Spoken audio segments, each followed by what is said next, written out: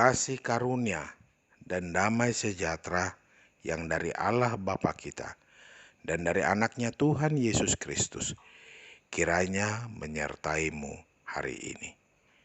Amin. Firman Tuhan menyapa kita pada hari ini, Selasa 4 Agustus 2020, yaitu yang tertulis pada Rut pasal 2 ayat 12. Tuhan kiranya membalas perbuatanmu itu, dan kepadamu kiranya dikaruniakan upahmu sepenuhnya oleh Tuhan Allah Israel, yang di bawah sayapnya engkau datang berlindung. Demikian firman Tuhan. Saudara-saudara yang dikasihi Kristus, Tuhan berdaulat dalam menyatakan dan mewujudkan rencananya lewat berbagai aspek kehidupan.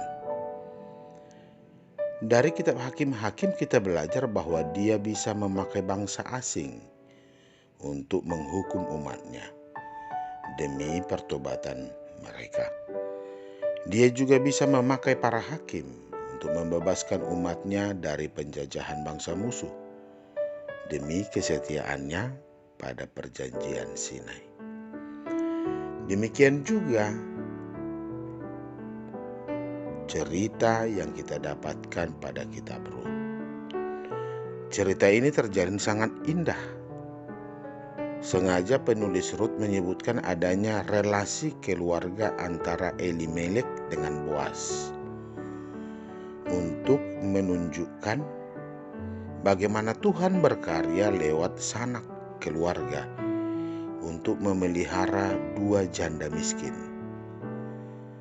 Penulis kemudian memakai istilah kebetulan untuk membangun nuansa di hati pembaca, melihat bagaimana Rut tanpa sengaja masuk ke ladang Boas.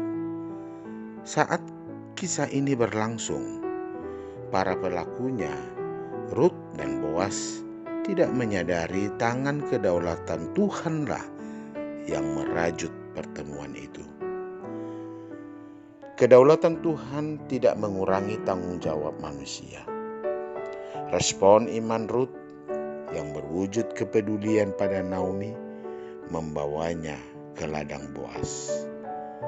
Demikian juga, walau kaya raya, respon iman Boas yang ramah kepada karyawan-karyawannya serta menjalankan kewajiban terhadap orang miskin, itulah yang mempertemukannya dengan Rut.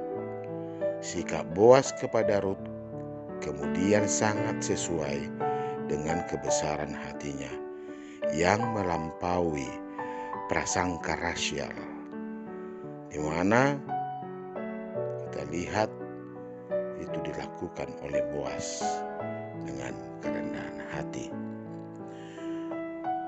Saudara-saudara yang terkasih dalam Kristus Yesus, dua hal yang bisa kita pelajari lewat perikop ini. Pertama, Tuhan berkarya lewat respons iman anak-anaknya. Tangan kuasa dan pengasihannya sampai sekarang aktif bekerja. Apakah kita juga proaktif dengan karyanya? Yang kedua, Tuhan bekerja lewat sarana konvensional seperti keluarga dan komunitas yang tidak dibatasi prasangka manusia.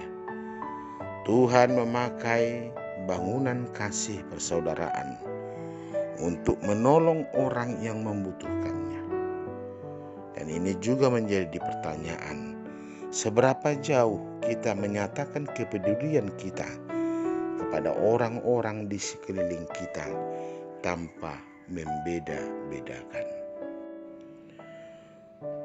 Saudara-saudara yang terkasih dalam Kristus Yesus Tuhan kita, keuletan Rut dari pagi hingga sore hari menarik perhatian Boas, sehingga ia menanyakan, siapakah perempuan itu? Perhatian yang diberikan Boas meluas mulai dari memberikan izin, menjanjikan perlindungan khusus, sampai makan roti bersama karyawannya. Bahkan ia pun diizinkan membawa roti untuk Naomi. Boas sungguh mengagumi kebaikan hati Rut kepada Naomi. Begitu pula sebaliknya, Rut memahami dan segera juga memahami bahwa semua perlakuan Boas padanya adalah suatu kehormatan besar.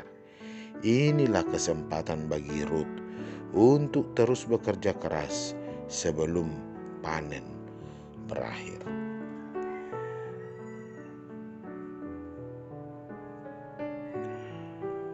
Rut adalah wanita pintar. Ia peka memahami situasi, gesit memanfaatkan kesempatan yang diberikan dengan pertimbangan matang. Kesempatan yang diberikan Boas dimanfaatkannya untuk mengumpulkan gandum, dan Tuhan memberkati kerja keras Rut. Perhatian dan kesempatan yang ada pada kita sering menjadikan kita manusia santai. Belajarlah dari Rut yang menghargai perhatian dan meraih kesempatan dengan berjuang dan bekerja keras. Patut kita renungkan, Rut mengawali perjuangan hidupnya dengan kerja keras, dan hasilnya sungguh mengherankan. Maka patutlah juga kita bermohon kepada Tuhan, supaya Tuhan menuntun tangan kita agar mau bekerja keras, memberi kita kepekaan agar kita mampu melihat kesempatan baik dari Tuhan dengan mata hati kita. Tuhan Yesus memberkati. Amin.